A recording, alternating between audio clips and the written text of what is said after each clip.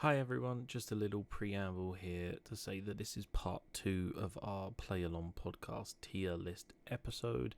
If you haven't already, go and listen to part 1. Some really interesting takes in there, and it'll be interesting to see what people think of some of our rankings. With that said, we hope that you enjoy the second part of our tier list episode.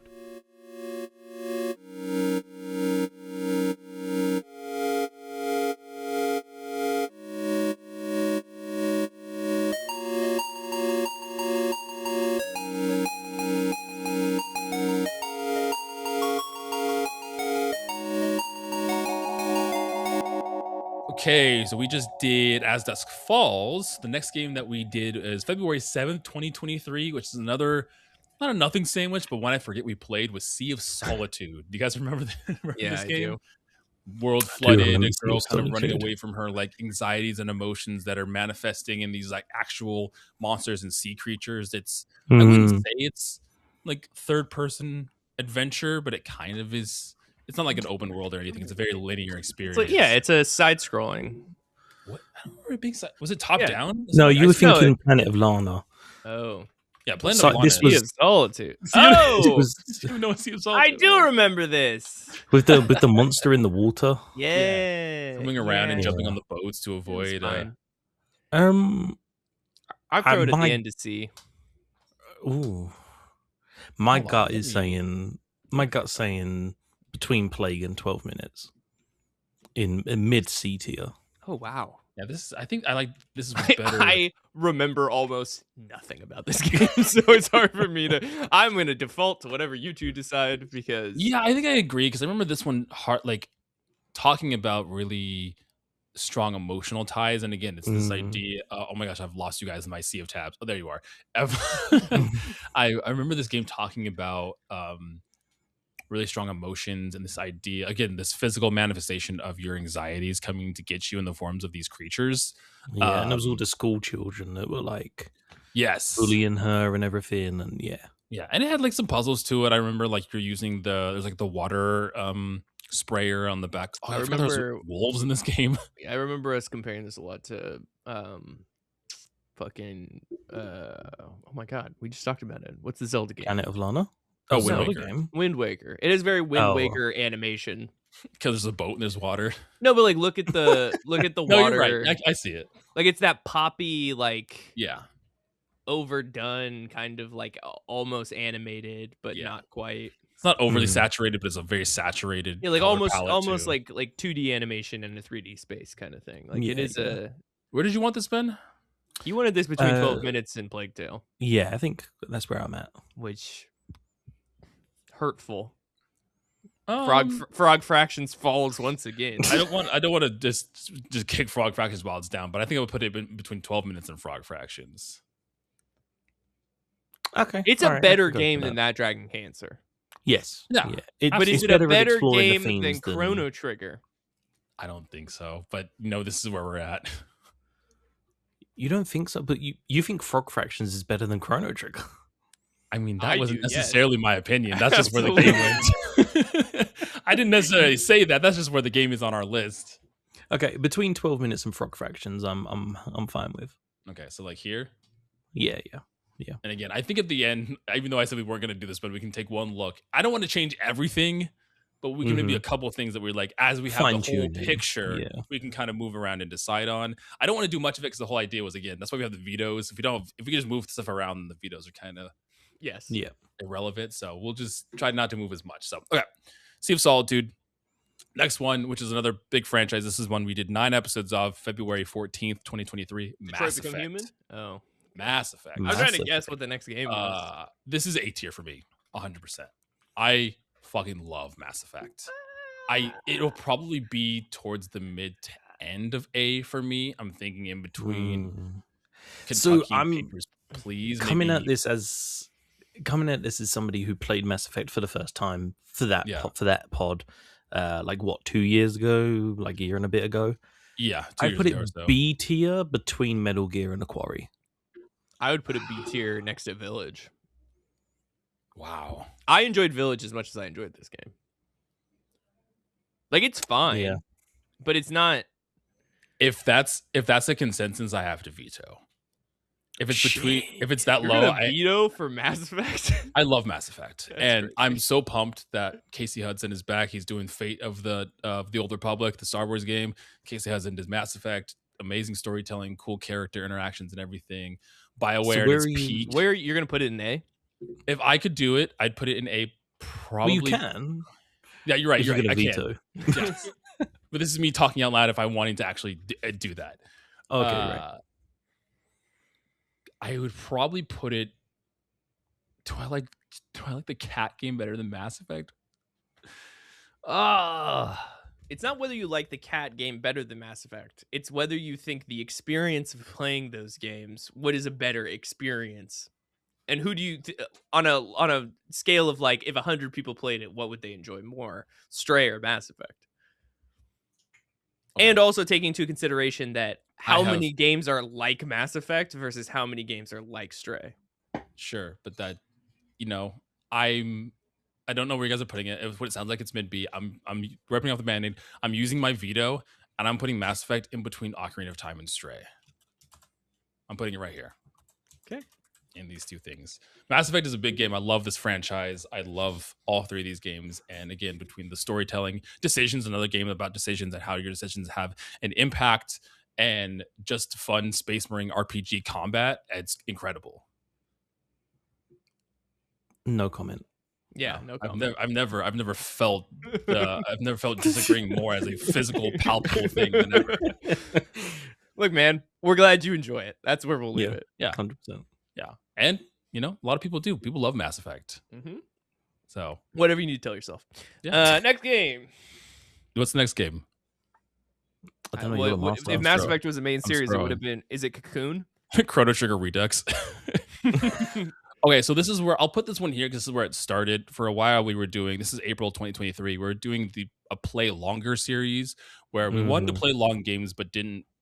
They were too long to have like our normal format for. But this is where we started talking about Death Stranding.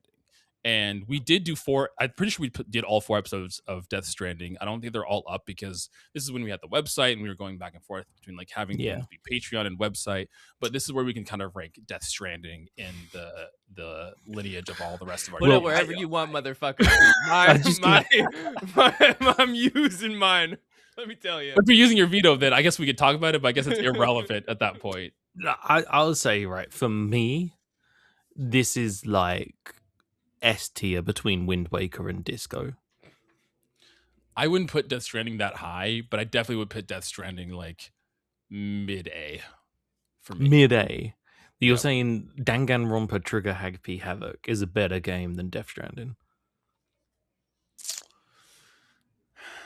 I think so. I think Fuck, I don't know. I don't know because I think the problem is Death Stranding has high highs, but it has so many low lows. And I think Danganronpa was like a middle. I think I liked as much. There's not a lot of like really low lows and there was high highs, but there was I fell off of this game. I came back. I didn't like it. I liked it. I have such a complicated relationship with Death Stranding. I did end roll credits. I'm like, wow, this was a good experience. But the journey, I feel like I have an unhealthy relationship with Death Stranding. It's like, and the thing is, it's an abusive boyfriend. I have an unhealthy relationship with Death Stranding in the sense that like I played this game when it come out. I was one of the people who was doing the online community. I was rebuilding roads. So cool at launch. Like that's awesome. I was rebuilding roads. I was installing zip lines, leaving ladders for people. And I know this shouldn't be a thing, but like during the pandemic, and it kind of like brought this togetherness while everything was so isolated, and it was kind of this like perfect storm that it is like the Animal Crossing thing. Like it came at the right time, and it kind of brought everybody together. So I personally would put it really high because I have such a love for that game. Mine would probably be in between Stray and Kentucky. I think I would put it around there. Fucking Kai gonna veto this to an F or something. You can use your veto to stop another veto. He's not waste your veto, bitch. Well, the thing is, if I veto him, is he just gonna veto again? Look, no, because then you would lose all. I'm gonna be respectful. Look, I could put this in D tier because that's truly how I feel in my heart, but that would be rude and unnecessary. I don't like this game. I have a healthy relationship with this game in that I tried it. I did not like it. I don't think it's as good as people think it is. I think people give Kojima way too much I credit. agree with as a all human this as being. well. I do agree. I think that it's a somewhat interesting concept walking sim that got way overblown because of who fucking made it. Like, I'm gonna put it at the top of C. I think that's where it is a good place That for it is to a be. respectable veto. I'm gonna put it above Firewatch. I think as an experience, it's better than Firewatch. I just think that there's a lot of the Monster Energy sponsorships in this game is a fucking They insane were decision. That's not in the The- deluxe version as The well. sucking off fucking Norman Reedus. He's not a very compelling like reason to play this game. Like I don't find him like, oh my, I love Norman. Like, No. but people are like, oh my god, Leia Sado and Norman Reedus. It's like kind of mediocre, bland performances in a world where you're essentially a postman. That's the game. Like those aren't the best parts of this game too. I mean, people will hype it up because it's the popular thing, but those aren't the best parts of Death Stranding. The BTs and the BBs and all of those relationships and the cryo and stuff is much more interesting to me personally. Well, Leah Sado and Norman Reedus do deliver very fucking mediocre deliverances, to be honest with you. It's top of C. Just to talk more about this real quick before we move on. Oh, but first, Ben, do you want to veto to move this any higher? Are you fine with Kai's? Can you scroll down? I want to see what else is. That's valid. There's definitely one veto I've got because I feel like you guys are gonna put it low. No, I'm happy. I'm happy with a high C. I'm not, but like I feel like it's a respectable as a consensus. I wasn't gonna throw it in F. I'm not gonna throw it in D. Yeah. I put it at the top. I put it above Frog Fractions. And You did, which is it speaks. I was just saying, like, sorry, Jared. I was saying, like, I'm not gonna veto. I feel like it's respectable. I do have an unhealthily like high obsession with Death Stranding, so this is kind of like mellowed out in the middle. I'm happy with that. It's a divisive game, and I feel like for sure C reflects it. This is the first game where I felt like a very tangible relationship to the world and the environment that no other game I feel like has replicated as well as like. I will say to this day the way the music's done when you like crest over the hills and stuff is it's so good. Phenomenal. Absolutely phenomenal. Next up, which Kai may use his veto on this as well, because this is one I think Ben and I have come around to and Kai still doesn't like, but it's Shadow of the Colossus. So this, for me, I will say with the caveat that you play the remake because I think it has rewrapped controls. Yeah, for sure. This is the bottom end of A tier for me personally. I said it on the episode. The main thing for me, the story is like really hit or miss. You don't really know what's happening. Yeah. It is a really fucking empty world. However, all of that for me personally is overshadowed by the sheer scale of the Colossi and the combat and how each of them have their own kind of gimmick. You know, there's one in the sand, there's the one you have to climb up. Like, they all have their own gimmick. They're fucking massive in size and they're almost like a boss fight that's like a living, moving puzzle. Yeah. And for me personally, I can see that, especially playing the PS2 version, like the controls for that game are so fucking clunky. Yeah.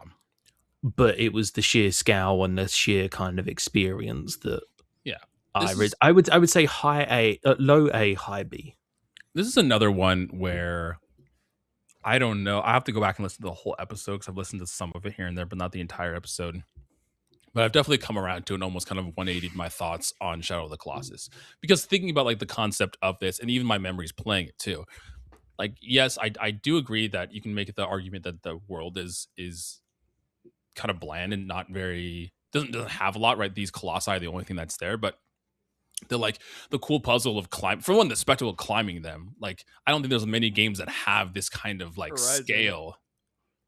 Sure, but Horizon, the only thing that you're doing in Horizon with that kind of scale is creating waypoints. Not in the sequel. I haven't played the sequel, so I don't know.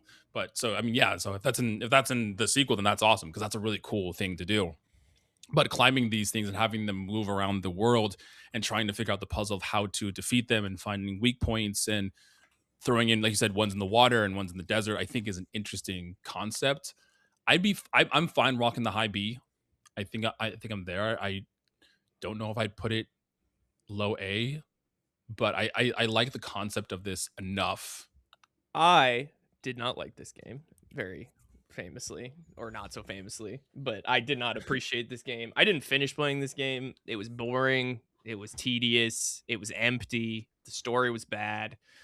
The music was good, and I get it is a visual masterpiece. It is beautiful, and especially for what they were able to do on a PS2 with scale and with mood and color, it does have merit. I didn't appreciate it. I didn't enjoy it, but I will say I would feel comfortable putting it in high B. I get as far to your point, there's not a lot of games that have done scale like that well. Yeah. And the PS2 did not do it well, but they fixed it for a remake on PS4, which is what I played, and like at least it was playable and it's interesting, and like, you know, there's almost nothing else like it, to your point, where it's like it is very atmospheric and like crazy, and you know, it is an interesting concept. Yeah. So the story is just more like it's more vague than anything else, and I think that's kind of the problem with it narratively. So we're thinking between I don't know if I want to put it between Metal Gear and a Quarry or between As Dusks and Kirby. I'd say between As Dusk Falls and Kirby is where I'd sit personally. I mean, I'm not gonna argue with it being any lower. That's great. I would have put it at the top of B because you wanted an A. What do you thought about One More Over? Yeah. And doing it between Quarry, because I think I like this better than As Dusk Falls, but I think the Quarry, because of what it is, kind of pushes it ahead for me a little bit too. Yeah, I'm happy with that. Yeah, no problems, no vetoes. No. No one's gonna waste a veto on Shadow of the Colossus. If you were gonna put it in like S or A, I probably would have wasted my last veto on that. But B, it's not enough for me to argue with. Like, so this next one coming up, this is April 25th, 2023. We started playing this game, and this one's probably gonna be high for me because it was such a good time. But Hi-Fi Rush is such a cool overall experience with how they kind of integrate music into the world in the sense of like the story itself and the combat. I remember being worried because there was the talk of, you know, the combat being on a rhythm, on like on a timer and everything, and that is not as important. I mean, it is important in getting combos and stuff, but it's not as hard to do as I thought it was going. How they were presenting it seemed like it was going to be very difficult to. If you had bad timing, then you were never going to be able to get this, and that's not necessarily the case. But between the visual style, the fun, you know, characters. What did we play right before this? Was it so Shadow of the Colossus Mass Effect. This is very much a like palate cleanse I remember from those games. And it's like hard, it's going back to the old school styles of like 3D platformers, and I love that. I think I don't know, how do you guys feel about Hi-Fi Rush? I said this at the time. For a game that was based around rhythm and music, it did not do that well. It did not mesh music and rhythm well. I found it very difficult to enjoy this game. It was, as a white guy with rhythm, it was hard, you know. Like I've been playing music essentially my entire life, and this was not an easy process for me to like figure out the mechanics and enjoy. I didn't particularly. I really like the art style. I will say I think it's like the comic book pop art style was interesting. I didn't particularly enjoy like the personalities of the character, like the overdone Disney Pixar kind of like tropey thing going on there. Like the bosses were interesting, obviously, like a lot of tropes in that space with comic books and kind of like, you know, the techno futurism kind of aspect, but like it kind of fell short of what I wanted it to be. Like, if you're gonna make a rhythm game, make a good rhythm game, and not just like a hack and slash where rhythm doesn't really play a whole role, and it's just difficult to kind of feel like you're getting a grasp on what you should be like. I never, because like the part of the whole part of this game is you get all these combos and you get these moves and you can interchange them and like your play style, and I like never found myself successfully utilizing those. I just found myself button mashing a lot of the time to try to get through levels, and that wasn't necessarily the most enjoyable experience for me. I remember that being a conversation too, because each level has like a ranking at the end too, and comparing rankings and us talking about this, I do remember you having a lot of friction with the actual moment-to-moment gameplay of Hi-Fi Rush. What do you think, Ben? How did you feel about Hi-Fi Rush?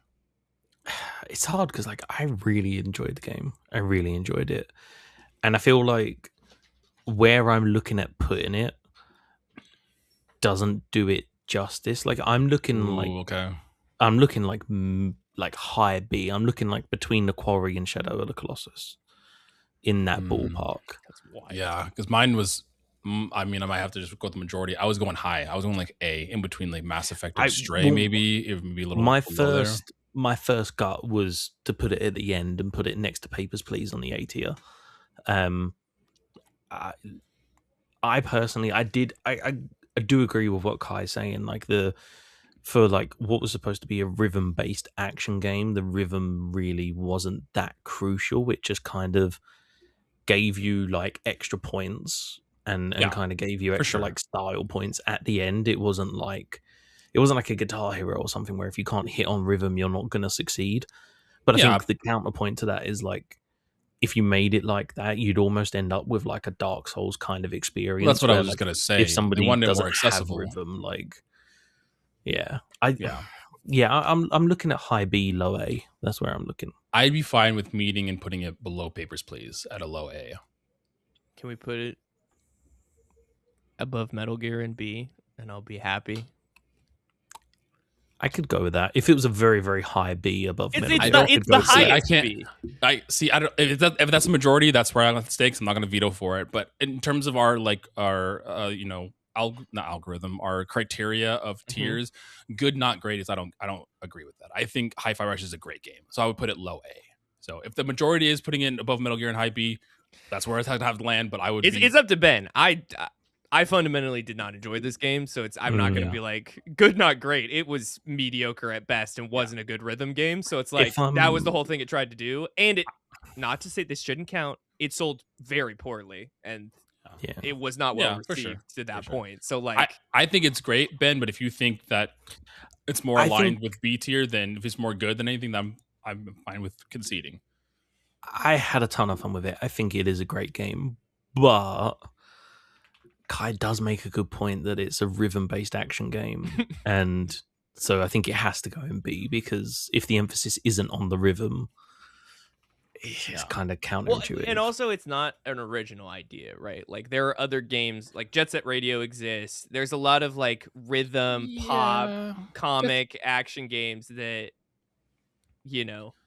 Yeah, Jet Set Radio is not like a beat-em-up, though. Sure. I'm just, or like Sunset Overdrive, or yeah. Like, I mean, Sunset Overdrive doesn't do with music, but yeah, it's stylistically, like visually. There are games that scratch this itch, right? Like, sorry, it's just both times for sure. I was like, yeah, but no, but no, no, this is its own thing. I guess I'm fine with it being in there. I do think Hi-Fi Rush is great, but I'm fine with it being still the front runner of B. I guess is something I can be okay with.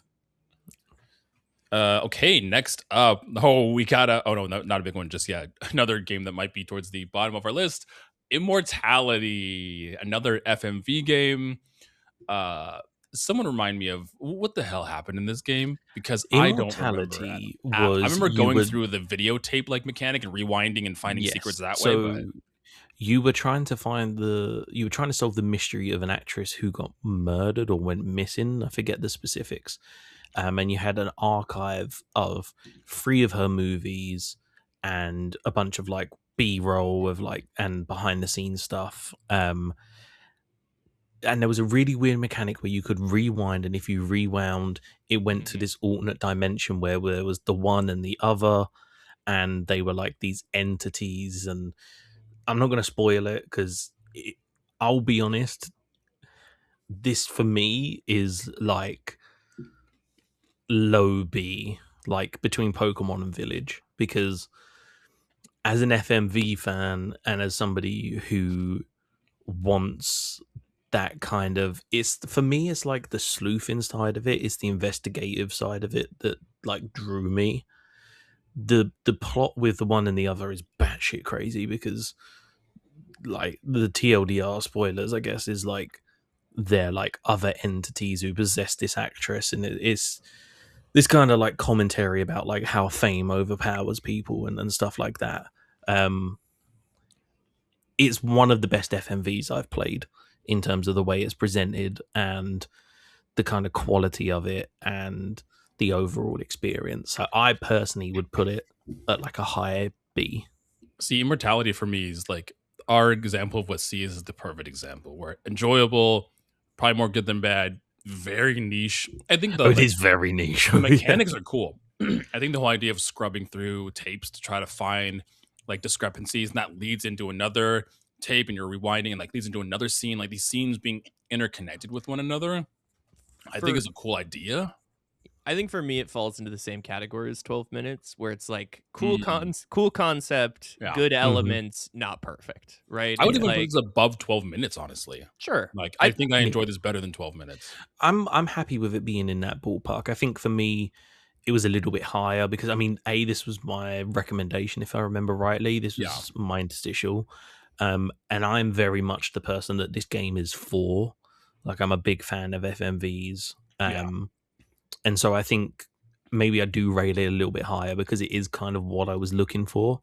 But I'm happy with conceptually. If we're saying 12 minutes is the middle of the enjoyable range, then Immortality sits there with 12 minutes. Like if we said it here, I even put it a. I wouldn't put it above Plague Tale. I think just principle wise. Huh? I don't know if I want to. I definitely. It's not better than Scorn. I think it's better than Scorn. I think it. No, it's not better than Scorn. I think it tried more than Plague Tale did. I can't remember another game with rat tornadoes though. That's true. Hey, exactly. Some things are just bad ideas. I'm fine. I'm actually fine here. I'm buying it between Plague Tale and 12 minutes. Okay.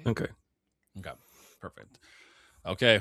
We got a big boy, baby. May 30th, 2023. We started our playthrough of Legend of Zelda Tears of the Kingdom. A big boy. I've said this before. I said it at the very beginning. Ocarina was B, Wind Waker was A, Tears is S. For me personally. I'm gonna have to use my second veto. I think that Tears, and I'm fine with moving this too. I mean, it's high, but Tears for me would be bottom of S, top of A.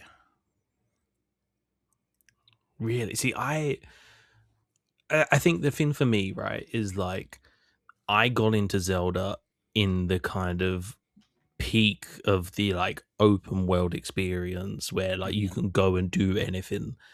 Yeah. And so one of the things for me was like, I think that's why I preferred Wind Waker over Ocarina, is because Wind Waker did feel a bit more open world. But Tears was just like fucking just go and we're not going to talk Breath of the Wild, but Tears is like, you know, the ability to like fuse stuff together to make these contraptions, the way how they like interlink with the puzzles and how you kind of solve the puzzles that way. Yeah. For me, as a new person into the franchise, Tears is like pinnacle for me. I mean, Tears of the Kingdom, like functionally and fundamentally how they got this game to run on the Switch, fine, is baffling. Like the fuse mechanic of essentially the game constantly saving things to its memory the entire time, using Ascent, which I'd say again, same thing, like saving your place in the game and remembering where you are, you know, like longitude, latitude, directly above and everything. Another thing that I had learned about this game is the systems aren't animated. They actually work how they would in real life. So if you look at the fans, right? Usually a game would animate the fan spinning, and that's how the game would animate it.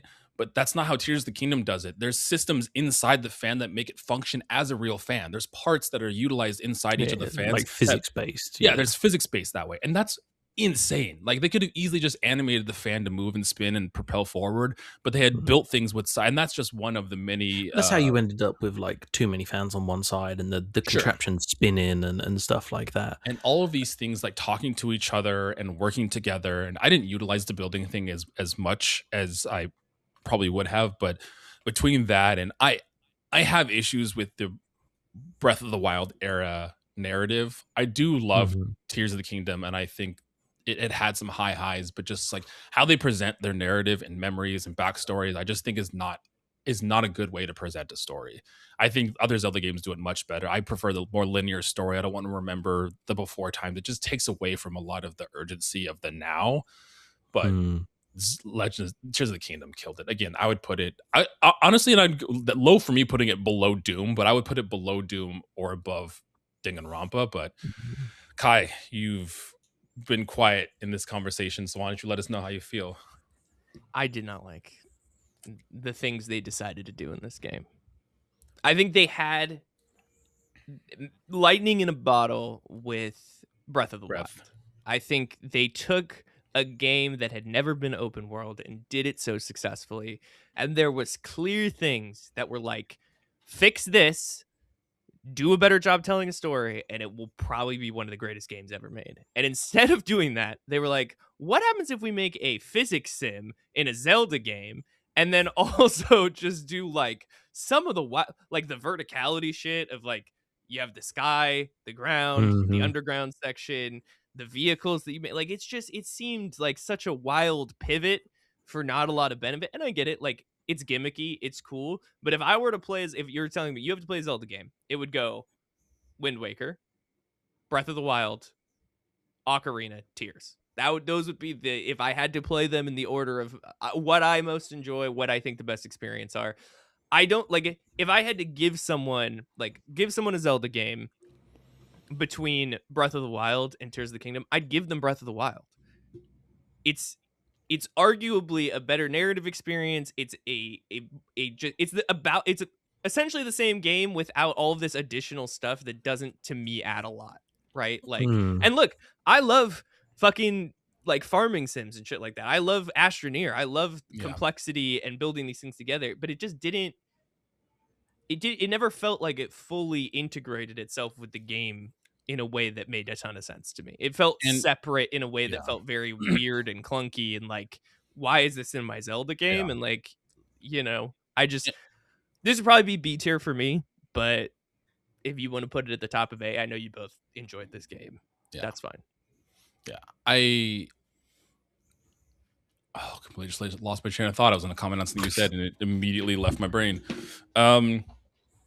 Yeah, I mean, what do you think? Is this too much to put this in S? Is S going to trigger Kai to veto? Well, if you're all between A and S and I'm at B, can we just put it at the top of A? I'm happy with that. I feel like that's a good compromise. Like, yeah, I guess I'm fine with that. It's not like a competition. I don't want to be a dick and like force Kai to use his veto. Do you know what I mean? Like, I don't gain anything. I mean, I won't. If you want to put it in S, you can put it in S. No, I think there are things I more strongly feel on this list below that I'm gonna have to veto, so it's fine. See, and this is the thing. This is the thing that I thought I would have had to use my veto for, and so now I'm confused. Do I just like? Because looking at the list, I don't know if I would ever. I don't know. There's very much that I need to defend. Okay, well. Do I use my veto to move this up one slot though? I mean, but that one slot puts it in like the top. Like, what you got to think is like later on when we work it out. Say there's 5 games and there was 67. That's like the top fucking like. I just think something or like. I just think you could not play this game and your life wouldn't be any different, right? Like, Disco Elysium changed the way I thought about games. Wind Waker changed the way that Zelda functioned and led to what Breath of the Wild became. Doom is fundamentally an experience your life is not changed by Tears of the Kingdom. Yeah, I think you might have convinced me. I think in a world where Breath of the Wild doesn't exist, yes. But the problem is like Breath is there. Yeah, yes, Tears. I'm under the impression that Tears iterated on a lot of things, but I never hold Tears above Breath of the Wild just because I do think in terms of video game discussions that your own personal connections things are valid. And the time that I led up and being hyped for Breath of the Wild and Breath of the Wild just hitting on all fronts for me can never be replicated, right? Tears of the Kingdom was more Breath of the Wild, but you can't replicate that first time playing a thing, right? Yeah. I can never replicate that again. So I mean, we've got like I a whole think you're fucking right. like 2.5 hour episode with fucking Colby where we're all like Yeah, talking about that exact thing of like Breath of the Wild and stuff. Yeah, I'm happy with it at A. Yeah. Yeah, so I think it's fun there. I don't think I'm going to use my veto. I don't know where I'm going to use it. Actually, I do know. I'm going to stop Banjo-Kazooie from getting any higher than fucking low as shit. But we'll get there. We'll get there eventually. Okay, so after Tears of the Kingdom, we move on to July 2023, where we play through the 2016 remake of Ratchet and Clank. This is going to be hard. I think this is going to get hard going forward. This is like... This is a gut B for me. This is like B range because I love Ratchet and Clank. I can't put Ratchet and Clank, and I would put this above Death Stranding. I can't do that. Yeah, but Death Stranding isn't really there. It's only there because I put it there. So you're not really putting it above Death Stranding. My gut says that it goes between Plague and Immortality. In like top-ish section of C. No, it belongs in B. This game is not as good as y'all are thinking it is. I fundamentally disagree. To be fair, putting aside the nostalgia. Putting aside the nostalgia, right? Mm-hmm. Like, I love, mascot platformers. That is what I grew up playing. Like, even aside of Ratchet and Clank, like if you give me a mascot, like we played Ukulele. I love that. I love that experience. Yep. I love that gaming experience. I love the puzzles that come from that kind of development. Like, yeah, they're baby games, and yeah, it's maybe not the most narratively complex, but Ratchet and Clank has a tonality and humor to it of that generation that really doesn't exist anymore, right? Like we've talked about this. There is a non-serious nature to it that is very fundamental in how a lot of video games at that time were made, and I do think there's something special with this franchise in general. No, absolutely. This was the only thing to break through that era. Like Ratchet and Clank is still, the newest one came out 3 years ago, but there's still new Ratchet and Clank games coming out, and I think that, like Kai was saying, we don't have a lot of that. We don't have anything similar to this. Honestly, I'd put this pretty high. I'd put this. It's so wild comparing the two, just because Death Stranding is such a different experience for me too. But I would put it above Death Stranding, just because I enjoy the aspects of this game so much. Again, I personally had a very complicated relationship with Death Stranding.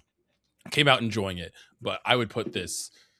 I would even put this above Pokemon. Am I really saying that? Like in between.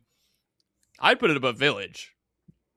And definitely Kirby's fucking Dream Course, but that's, once again, neither here nor there. Honestly, I think I might be with you. I think I'd put it like here. Oh, sorry. Here. Wait. Here. You're breaking Ben's heart.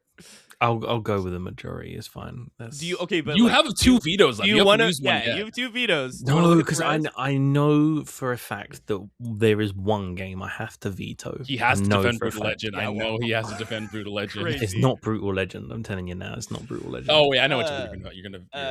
Okay, but let's argue a little bit about Kirby. You loved Kirby's Dream Course, and it has slowly slid in down. What is your argument? Give us the argument for why Kirby's Dream Course is a better game than Ratchet and Clank. I don't have one. I like Ratchet and Clank better. I'm not asking you. I'm asking him. He's the one who's put himself in this position. I think the problem is I had a much more enjoyable time with Kirby than I did with Ratchet and Clank. Oh, and I think that's the. You did? No, he said enjoyable. I was like, yeah, but I was like, oh, I know. I think that's the thing is like I didn't really enjoy Ratchet and Clank, and I don't know how to explain it. Like it does have that kind of like mascot humor. It just didn't land well for me. I think it was who was the fucking. The guy in the green, was it Quogue? Captain Quark, who just died, so be careful with what you say. Literally Voice actor 2 just died like 2 days days ago. I He's like, actually, Ratchet and Clank, best game I've ever yeah, played. best game.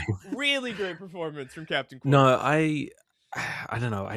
I had such a fun time with Kirby's Dream. And you know what the worst thing is? That like we took a little break and I went and fucking spoke to Ellie and I was like, can you believe we're doing this tier list? And I wanted to put Kirby in S tier. And Ellie was like, no, it's like B at best. And I was like, fucking Oh, damn, no. you Ellie was the got one you. I was playing it with. Like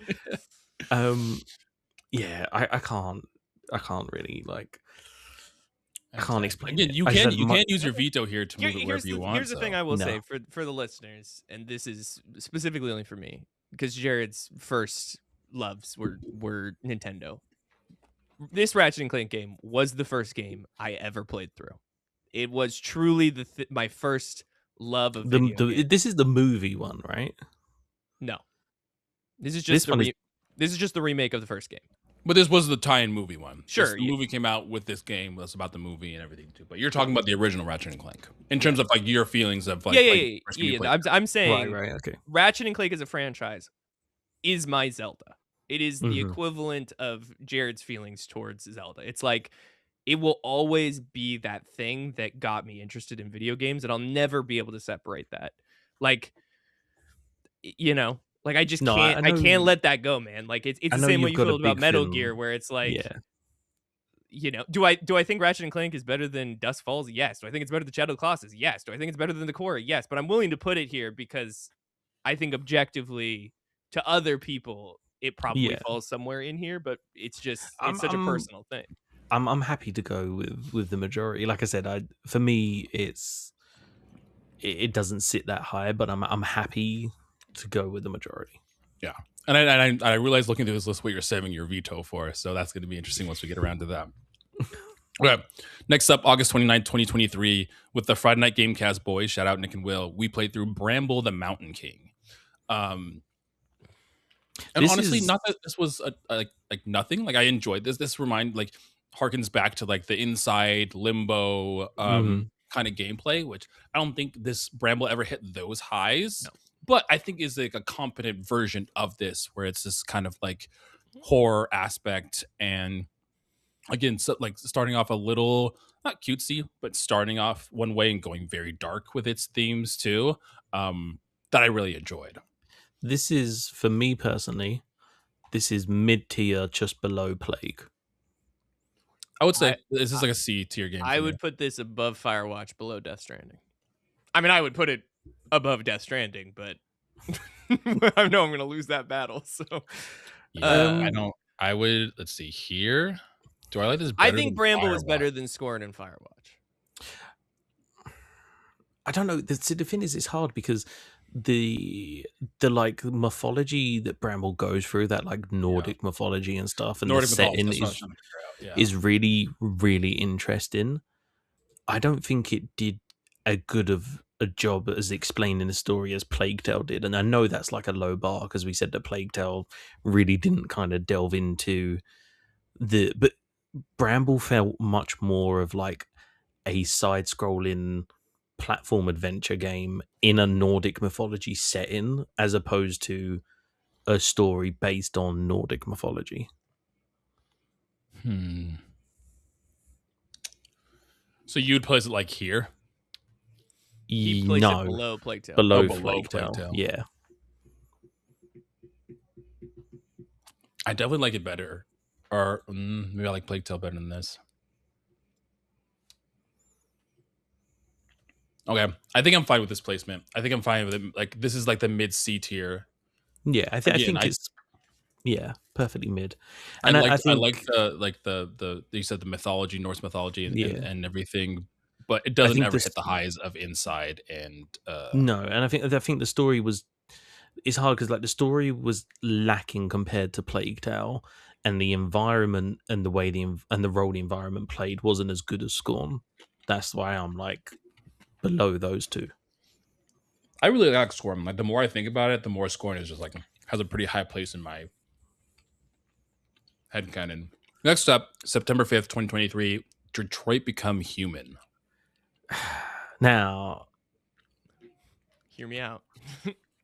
I really bottom enjoyed A this tier. Yeah. Yeah, I'm fine with that. I love Detroit. Detroit is great. I would Like- put it above Papers, Please as an experience. Ooh. What the fuck is it? See, now it's interesting because Sorry. yeah, Sorry. I'm being honest, like this is fully like I think it resonated a bit more with me because I'm much more likely to be in a position where robots and androids are like a part of my life versus me having to cross a geopolitical border during a wartime. Do you know what I mean? So like it kind of like as a white guy from the UK, it raises out of the spectrum. You're right. You're right. Yeah. You're more leaning Detroit than Papers, Please. Yeah, and they're both powerful stories. I think Yeah, it's for just like as a fucking white dude from the UK, I resonated more with the android and sentient life aspect versus the geopolitical border of Papers, Please. I think. Go for it. I was say I do like this here. I do just want to preface that it has the twist at the end is very lackluster for me. We talked about it too. I know this is a big game, so I guess I don't want to spoil it as well. We know the doesn't the end change depending on how you play it? Well, I'm not really talking about the ending, but the big twist with I guess whatever. We can cut it. We can spoiler warnings for Detroit Become Human, where like, that takes away from the whole idea of the human android experience. And I don't. It's supposed to be a twist that's like, but it just cuts all of the emotional height they've been hyping up. See, now I'm wondering though, like, is it supposed to be a thing where it's like, oh, like, like fucking world, like. I mean, don't get me wrong. I mean, possibly. Don't get me wrong. That's not changing where I wanted to place it. I just wanted to preface that I do think this is a solid entry, but there is things that fall a little short. Like I could, depending on our conversation, it's not a no notes entry. Like right, this could definitely fall down to a high B for me in any kind of situation. So I think borderline ending of A is fine if that's the consensus, but I can see this falling a little bit low. It's good, not great. What say you, Kai? I mean, I would put it above Papers, Please. Where it is now is where I would put it. Okay. Yeah, I'm happy with that. I'm cool with that. Okay. Next up is we played October 17th, so this is our Halloween game for 2023 was Signalis. I don't remember this game at all. Which you didn't put on there. I didn't put Signalis on here? No. Oh, actually, you know why I didn't put Signalis on here? Because Kai didn't join us for this episode. It was just me and Chris. So okay.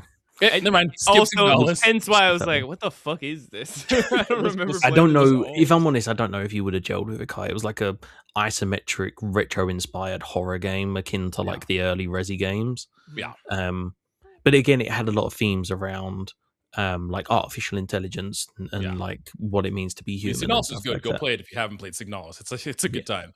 But that's why I didn't put it on there because we didn't all talk about it. Okay, so the next up would be October. We played through Sons of the Forest as our next book club game, which per the Game Awards just got announced. There's going to be a sequel coming out for this. Forests 3. Forest 3. No sons.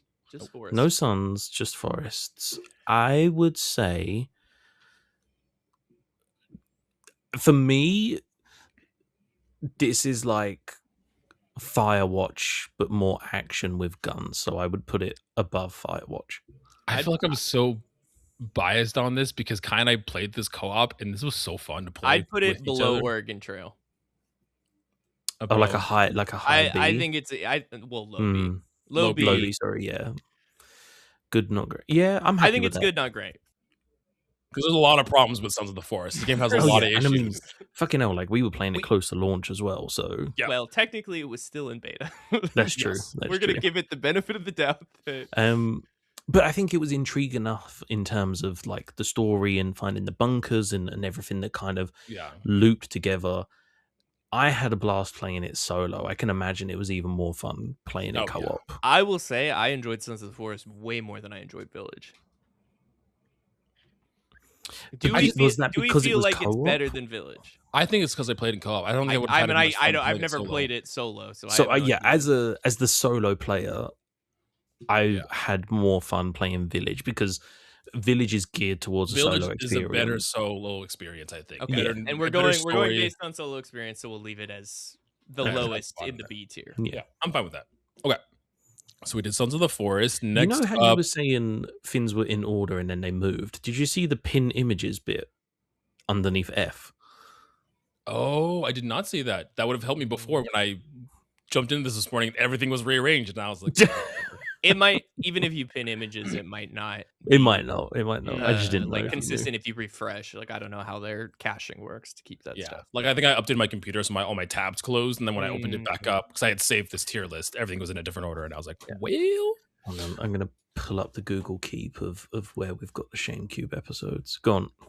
Oh, yeah. So next up, December 12th, 2023. So games were rounding out 2023. We played through Cocoon, and I hold this game pretty high. Like, not only does this game have a very cool visual aesthetic to it, puzzles are hard, but the way this game makes you just feel smart when you figure out how to solve the puzzle. It's very meta and like bringing orbs into other orbs and then using those orbs to jump in. The whole idea is you have these very standalone worlds that you can jump in and out of their orbs, and you can carry those orbs and you can move around with them. So you have to sometimes interweave and intermingle those two things to solve puzzles, to progress the narrative.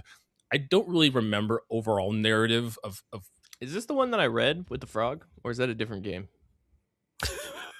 the frog. No, this Do is you the one remember where it? you. There's like there's like the maybe that was a different puzzle game that was like this. Maybe that was the pinball one. What was that?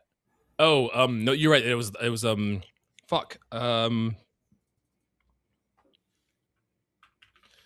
on. I have it written down. I just wanted to actually use my brain, but my brain doesn't work anymore.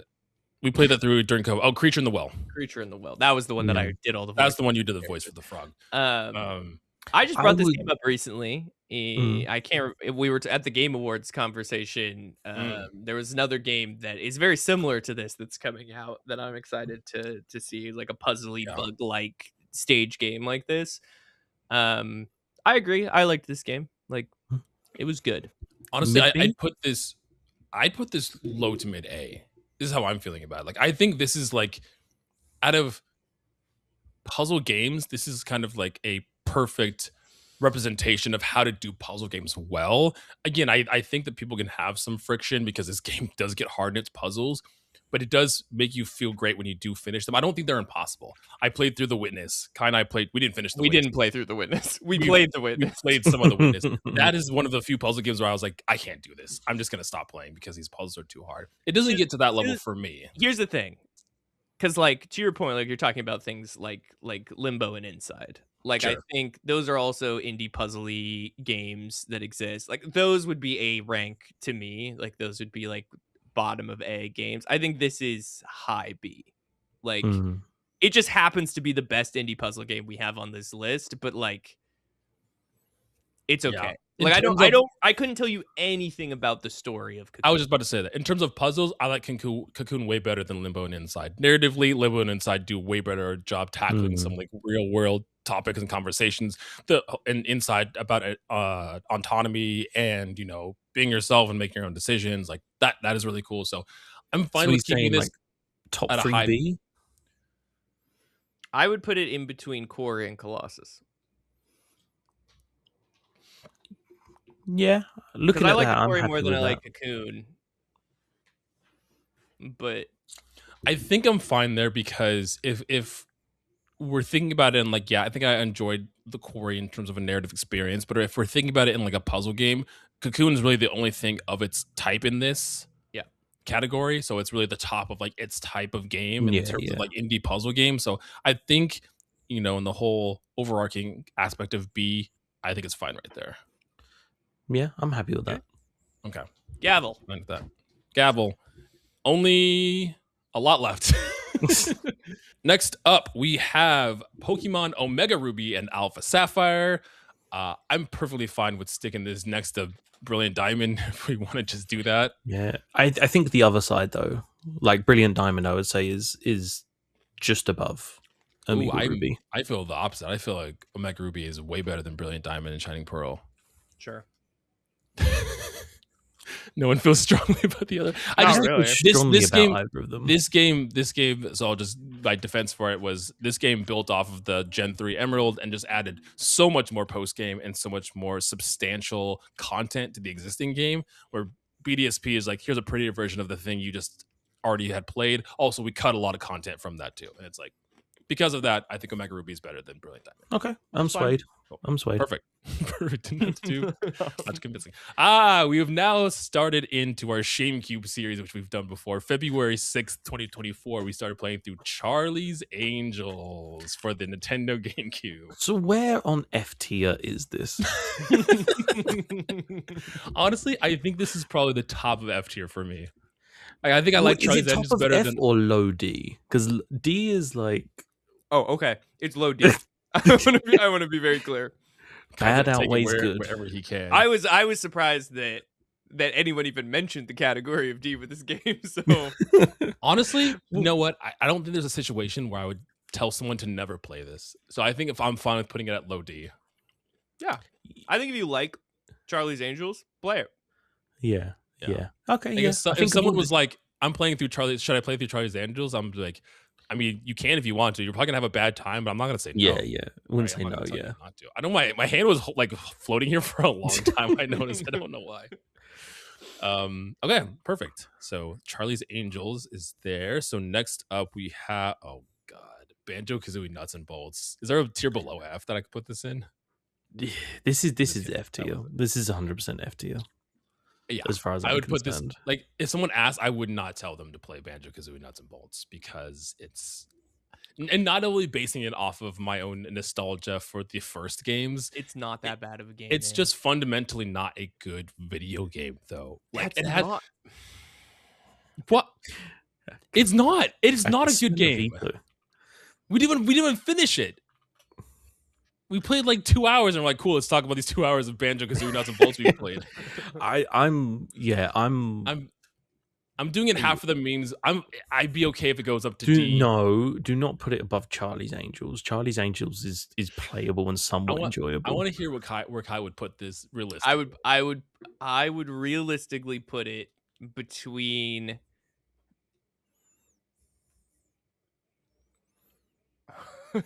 Okay. Are you getting ready It's for me to yell at you? It's probably good where it is. I'm gonna be honest. Okay. Thank you. That's as fine. long as it's not an F, I'm fine. I'm fine with putting it at the bottom of D. It's a playable racer, so I guess we can't put it in F. It is a playable game. It's fine. Jared hates it just because it abused him as a child. He got excited and it didn't deliver on his Banjo love. And now I will say, do you know what's depressing? This is my first Banjo game, Nuts and Bolts, and this game was dog shit. At least it think wasn't the like I only- loved it and you're like, this is terrible too. I was like, no, No, this no, is the- terrible. You're not The gonna have a good time with it. the only redeeming feature was the workshop build your own kart racer situation. That was somewhat interesting. The rest of it, no. all bad. Bad outweighs good. A lot of bad. Yeah, 100%. I couldn't even tell you a good thing about them. Jesus Christ. Okay. So petty. Okay, next up, March 26, 2024, we started playing through Norco, which Norco is an interesting game. Talking about magical realism. Norco takes place in the real world land of Norco, Louisiana. Talking about the whole idea of the town being a close proximity to all the nuclear plants and how that affected the townspeople. And again, this has a more magical realism twist to it than obviously up a the little real life bit. stuff. But what? Scroll up a little bit. I want to see where we're looking. I would put this at the end of A, just below Papers, Please. Personally. Did I like? I really liked Norco. I think the end of half was kind of poor. Oh, the end was batshit crazy. All the stuff with Pop, like, what was his name? Fucking, The homeless man. yeah, fucking homeless Jesus and all that stuff. That was crazy. Where did you say end of A? End of I A. would put this upper B. I'd put this below Metal Gear. I was sorry, below. No, hold on. Did I like this better than The Quarry? No, I didn't like this better than The Quarry. I Or didn't like it better. Cocoon. I I didn't put like it it- better than Cocoon. I put it above Shadow of the Colossus between. I Cocoon. put it in between Cocoon and Shadow of the Colossus. Yeah. Okay, I can appreciate that. Sure. I go right here. Like I do think it's like a good. I think Cocoon is a more fun video game, like indie video game puzzle, and Norco does some cool things with its themes. surprised but we only Norco have is 3 great S value tiers. Kentucky Route Zero. yeah, Honestly, yes, it is. Fucking Trader Joe's Kentucky. Trader Joe's branded Kentucky Route Zero. Exactly. What it is. Okay, this is gonna be an interesting one. Let's see if Kai uses his veto for this. Aquaman Battle for Atlantis. If it is not an F, I'm gonna kill myself. Well, so in our ShameCube list of tracking, it's above Charlie's Angels. Yeah, which is that shit crazy. How I can't. I don't know how Don't to make feel. me use my veto on this, man. Don't do it. You only have one left too. I'm okay with upper F. That we can't though, because if we do but that, this we have to contradicts change our ShameCube. Yeah, we have I to don't change our care. ShameCube. You have been wrong about the ShameCube ranking from the beginning. I maintain. I enjoyed playing Charlie's Angels. Aquaman and fucking Mortal Kombat Sub-Zero are the same game. They're on the same level of bad. You know what's funny too is I would probably go like this because I think I like these two better than Aquaman for sure. We have to put it in the D tier above Charlie's Angels. I think I'm more willing to change our ShameCube ranking than change it here. Charlie's Angels has cutscenes that are good and well voice acted. It has basic fighting mechanics that function. Like, is it a great game? No. But is it playable? Yes. Aquaman exists in a liminal space that would be my hell. I don't understand. There's nothing in that world. Okay, so here's my justification. I say we keep it here. The difference is in our ShameCube series, we've already addressed that games can't move, which isn't the case here. Games can move freely. Yeah. So they're two different entities that don't reflect one another at all. Let this reflect that I was fundamentally correct. And Charlie's no, is a better game than Aquaman. This is a bubble. This is a bubble universe. It does not affect the outside universe of our ShameCube list. Okay, we're fine with Aquaman being above our... Yeah. Okay. Sure. Okay, next up is Harold Halibut. This I think we're gonna disagree on. Ooh, are you less favorable on Harold Halibut as we've? No, I love Harold Halibut. Oh, I also love Harold Halibut. I have this high. Didn't Ben just recently say he didn't like it? No. No, wait. We were talking. We were talking about the Game Awards, and it was like Matt didn't like it. This is a real like stop motion. I was like, I was talking about that. Matt said they were not favorable on Harold Halibut. Okay. I'd put Harold Halibut. I'd put it bottom of A. Ooh, no. I put it in between Norco and Cocoon. No. Harold Halibut is a good game. Harold Halibut is below Papers, Please, like bottom A. Okay. I don't feel as strongly to disagree with that too much.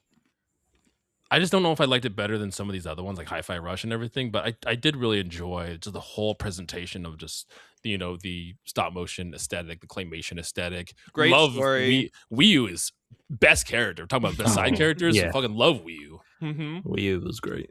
Wii U was great. Okay. Name another character in Hi-Fi Rush. I don't know the main character's name. Jax. It's Chai. Name. Chai. Okay, first of all, there you go. You can name a character. I only know Wii U's the only other one that I know. I don't know anybody else's name from. Well, you know Harold. Okay, well, sure, yes, but like outside of the main character and adjacent characters, those are the only two that I can. But you couldn't even name the main character. I couldn't. I did not remember. Chai's a weird ass name. Wii U's at least weird where it like stands out. Where I'm like Wii U. It sounds like sirens. It's Wii U. That's true. Yeah. Okay. Next up, we have what's next on this? Oh, we have Hades. Hades is next. Oh, this is high. This is where my this is where my last S tier, bro. This is an S low A for sure. This is Hades is fantastic. I would put this above Doom, below Wind Waker. Oh, damn. I'd put this. Doom has the accessibility.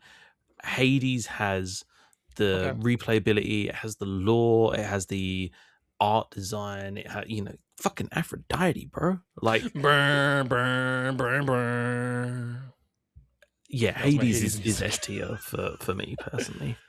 Okay, I can meet you and put it right here. Now, Kai, how does that with that veto? It's going in B. It's going next to Hi-Fi Rush in B. That's like above Metal Gear. Or are you doing high B? It won't even let you put it above average for some reason. There you go. I'm where vetoing it Kai's belongs. veto. Oh shit! Okay. I'm putting it back below Wind Waker and above Doom. Damn. And you're out of vetoes, Kai.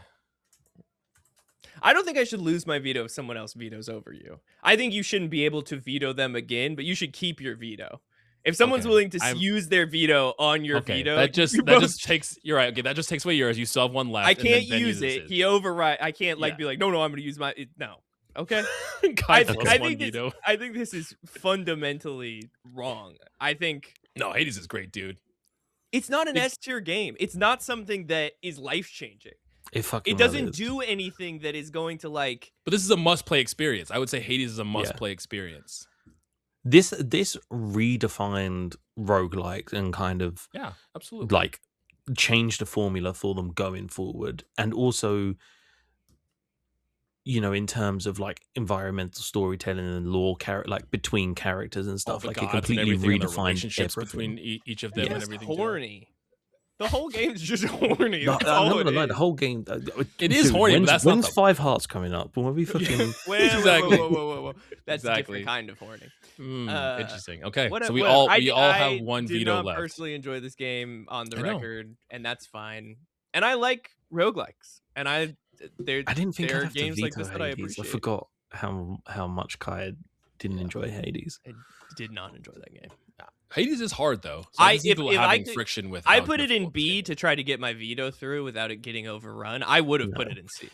Dude, I put 60 hours into it on the Game Pass and then 70 hours onto it on Steam or something. Like I fucking love Hades. I think I did like 30 when we played through it for the podcast with hey Matt again talked about Hades with us. Okay. Next up, Resident Evil 2 remake.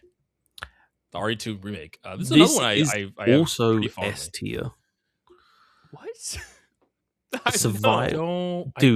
Survival horror is S high A for me.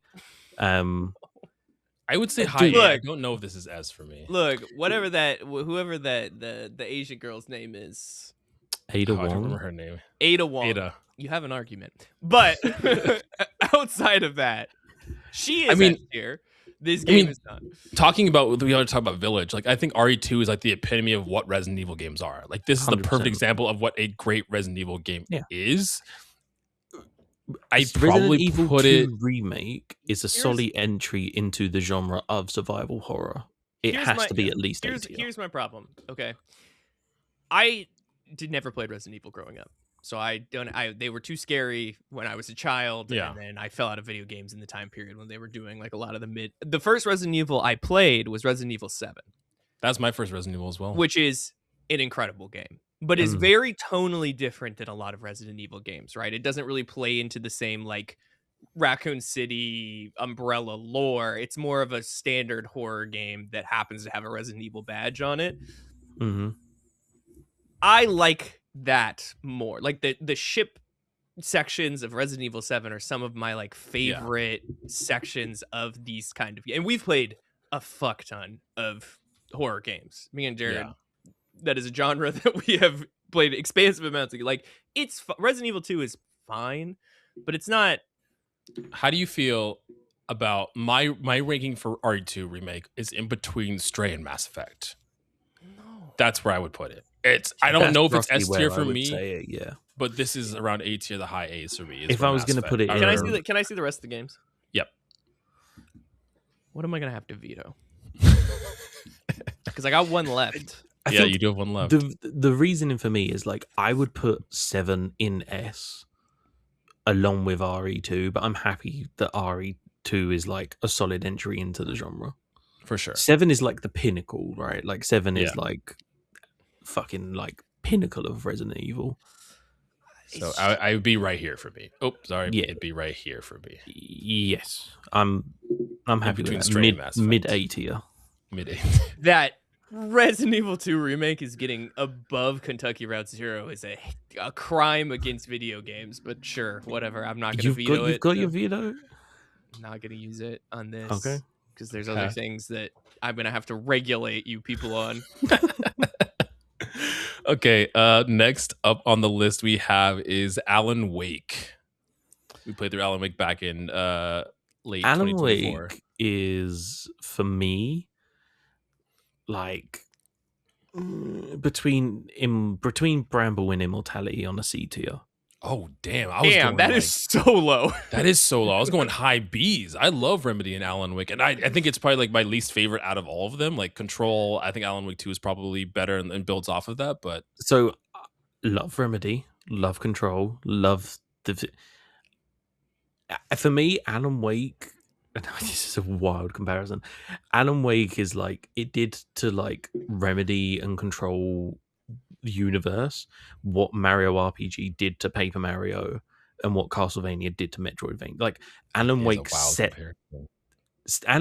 the foundation as to what the Control universe should be, and it's the building block for Alan Wake 2 and Control and everything going forward. But fundamentally, the story isn't all that. The gameplay isn't great. Do you not remember having to like shine the torch on the people to make them able to be shot? Yeah, I think it's like cool. That was fun. It was cool, I will say, a fucking pain in the ass. Hold on. Nah. Look, I'm not agreeing with you that it belongs between Bramble and Immortality. I will do the argument that it could be, I would say, above Omega. It's right around how I feel about Village, in that, and this is my argument. It is a game that is supposed to be like a famous writer, and my man is dog shit at writing. So oh no, that's a consensus for like Alan. He's just a bad writer. He's a terrible writer. It's just like, if you're gonna have a writer, make it a good writer. Yeah. Like the weird scenes where you have like the drone shots with his writing over it, like the interstitial scenes are just like. As long as Alan Wake isn't, as long as he's below mid B tier, I'll be happy. I don't want him in D. I don't think he's put him next to Village. That's where I can concede. I probably would have put it like around a high B, but I'm fine with putting it below Village. Yeah. Niche is next to Village. Yeah, whatever. I think it Village you want. It lives between mid B and mid C for me. Here's my thing. Do I think Alan Wake is a better game than Resident Evil Village? Yes. But Ben thinks it should be in C, so we're gonna let it live on the other side of Village. Okay, I'm fine. I can concede there. I forgot I also have a veto left. I didn't use all of mine yet too. So how did you said like 4 minutes ago that we all had one? Yeah, but I forgot. Do you want a veto? You can put it in A. No. I was thinking B originally. I was just thinking high B, but so I'm fine with it being mid B. So I'm okay with that. I would have put it like maybe between Metal Gear and Hi-Fi, like here. But I'm perfectly fine with having it down here. It's definitely not as good as the Quarry. I really liked the Quarry. Oh, I forgot the Quarry's right there too. Yeah, you're right. Maybe no, it's not better than the Cocoon. It's fine where it is. It's fine. We don't have to worry about it. Yeah. Next up's gonna be an interesting one. X-Defiant. We all played through that fun Ubisoft first-person shooter for a while. So much so that we all did an episode on it. So R.I.P. X-Defiant. R.I.P. X-Defiant. That game definitely does not exist anymore. I think this is the perfect example of enjoyable, more good than bad, but also maybe not very niche, but it's didn't do anything too crazy in the first person shooter genre. It was enjoyable. I think it was fun because all three of us played it together, but it's fine. I would put it top C. I was going to say high C. It's not above Death Stranding. It's not better than Death Stranding. Once again, Death Stranding is only there because I put it there. So that's fine, but it's going to be represented on the list. Don't use that as a reason, like just because you feel bad for Death Stranding. It's the Kirby's Dream all over even again. that. It's, yeah. Well, okay. Here's my thing. Is it better than Firewatch? Yes. No. Firewatch is better than X-Defiant. Scorn is better than X-Defiant. Okay, well then put it between Scorn. Yeah, between Scorn and Plague. I think it was the only really interesting thing about X-Defiant was the IP tie-ins from Ubisoft, right? That was like the interesting. The rest of it was just a generic, like free-to-play first-person shooter. I don't know what it was about X-Defiant. I really enjoyed X-Defiant. It fucking hooked a lot of it. And I can't verbalize why, because there's so many of these games that I just don't care about. But for some, it came out at a moment where I was hungry for some first-person shooter. You're ready for it. It had that like classic Black Ops 3 feel that I like. That it was kind of, I don't know. It really worked for me. What's next? I'm just looking at what's next, which is Hatred. Oh, well, which this is a D-ass D game. Yeah, Honestly, I would put it in F. Oh, sorry. Honestly, and here's my argument for why it belongs in F. Because so many people play this game for the reason we play this game, which is that it's like a reactionary, like, ooh, I'm dark. And it's not even good at that. No. Like, don't play this game. It's not good. It doesn't tackle anything interesting. It's just over the top for over the top's sake. And people keep bringing it up because it was like, because people reacted to it at the time. And it's like, it's not even that. For the time it came out, maybe it was something special, but even now it's like, no, there's a lot weirder games out there that probably it's also just not a good isometric twin stick shooter. It's not a good isometric twin stick shooter at all. I think honestly, I think Halo is probably a better isometric twin stick shooter than Hatred. That we can agree upon. If someone came to me and was like, "Hey, should I play Hatred?" I'd say no. I was like, "It's not worth your time." At least with Halo, you only have to like aim. With a Hatred, you have to aim and press a button. So I will say with Hatred though, the moments that you can go into first person and then back out, that is interesting. Yeah, I also kind of like the destructibility of like the buildings and stuff, like shooting shotgun holes through walls, like that was cool. Overall, bad game though. I think overall we just didn't like the batshit crazy story as well. Yeah, this is gonna be a good one too. Hellblade 2: Senua's Saga. We played through. This is a high A. High A for me. Maybe S tier. It would be Hellblade. The first one is S. Yeah, I love the first Senua game. I think I would. Oh god, no. I would say the second one is a little bit worse than the first one, and if S is you have to play this, then it doesn't. I don't think you have to play Hellblade 2. I think you have to play Hellblade 1. Yeah, if we're talking about 1 versus 2, I think 1 is a must-play experience because we're talking about life-changing games and games that kind of redefine genres and stuff. Like Hellblade 2 is great, but it definitely wasn't as like poignant as Hellblade 1. It was still an amazing experience. Yeah, but I think Hellblade 2 is an A. I would say Hellblade 1 is an S. Yeah. Yeah, I would agree. put it above Dangang, below Tears. This is exactly where I was going to put it. Below Tears and above Danganronpa. I would put it above Tears of the Kingdom. Nope, it's not. Well, the second one. Let me see the games. Damn.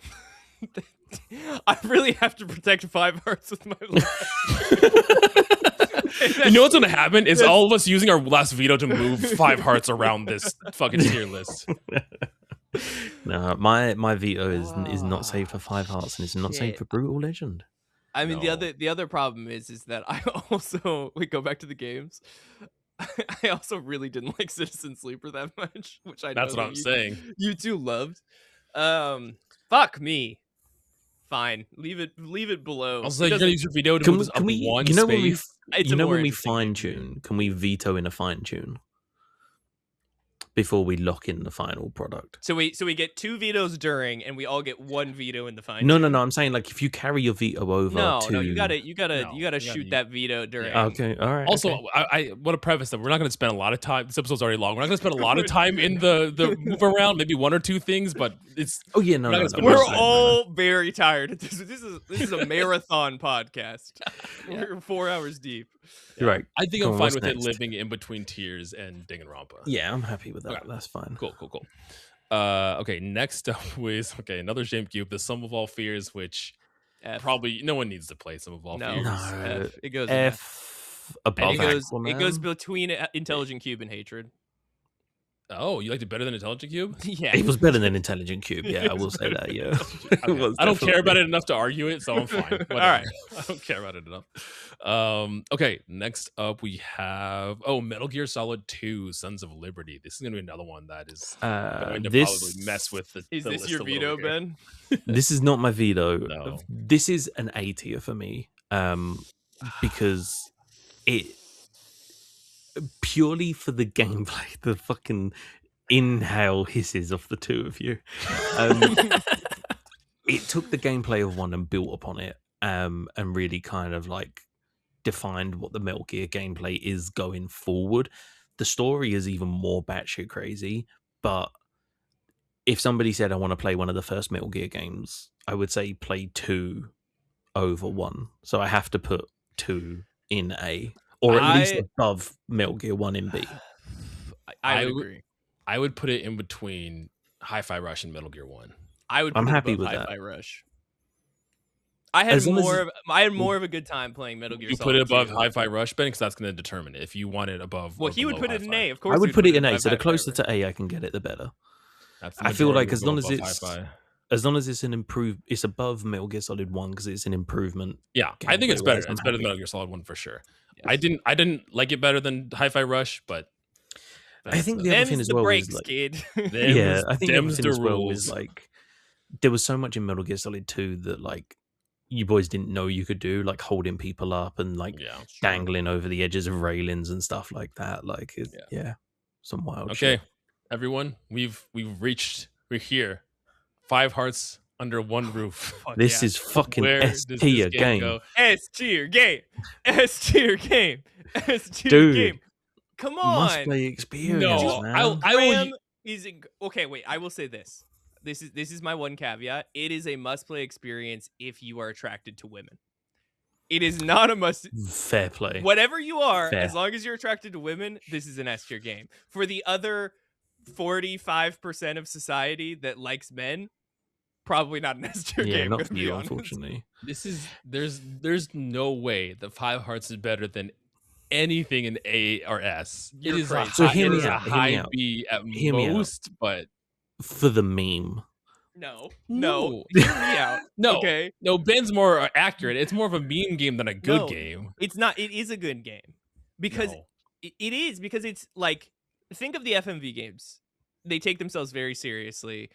And like as far as the dating sim, like it is, yes, it's ridiculous and it's over the top, but it is like ultimately very humorous. Like Sausage Man is objectively But funny. Aside from It's just overtly horny. It's just like Yeah. this weird thing that shouldn't exist that does, Yeah, and yeah. it is yeah, but aside from great. being an FMV, it doesn't do anything. This is every other dating sim. It doesn't do No. anything That's interesting not for dating that's sim. that's not true because have we played any other dating sims? Well, No. no, here in the context of This one but this one was a, once again, we're not taking into account, but it had a moment where it was culturally it had a relevant. moment for you know, us. I don't know if everyone no, else just had a for, moment. no. For everyone else out there, we can solve this really easy, right? We've got 2 S tiers. Unless you're vetoing, this is going S tier. No, I am vetoing this. I'm not putting this in S. okay, Oh my where God. are you putting? I don't know. I have to think about this now because I don't care about the rest of these that are here to really fight for them. But it would be a high B. I if played anything. through multiple endings of this game, and I didn't have This game's like 2 hours. It's like not even that. This game's so short. Mhm. Yeah, a bit like Grand Skirt. Really, You know what? isn't it? You're It's not. like You're not an otaku, and you're not horny enough. That's what we've learned. the wrong demographic. In your old age, you've dried up. No, that's not. I just did a whole podcast episode about a bird we- dating sim. Can we at least agree that it should be next to Danganronpa spiritually? They are 2 sides of a horny Asian coin. That is very true. 2 sides of the same yen. I'm down for that. Yeah, I mean, one's Korean, one's Japanese, I can't. Put it above Ocarina, you You- dumb. No, I'm not. There's no fucking shot. And as I'm Do going it. down, it just makes it worse. I'm like, mass up. Nope. Resident Evil. No, Stray. Nope. I can't. Do it. Okay. Where are you gonna put it then? You Don't hold on. because I can veto your ass. I still Or keep my Ben can veto veto too. your ass. Oh yeah. Okay, if are you veto, going then to? yeah. Because then I'll It just. depends. It depends where you put it. Because if you put it in C, that's. Yeah, let me that's just put it on stern. here just to get it on the board. This is where I was thinking at first. Is like High B. it's high B. Okay, but just don't slam your vetoes yet. This is what I'm thinking at first because I don't think it's better than the. I'll take high B. I can't believe we got it to put it in high B. That's a win. Yeah, I thought we were looking at like low I C thought for we were sure. gonna get the end of B. High B's awesome. I'll take it. I don't know. Maybe we'll have it as the Kirby No. Dream Whoa, Course whoa, litmus, and we'll keep it like here. This is the wall. Here's Whoa, Kirby put and that- 5 put hearts. that back at the top of B. You had it in its right place.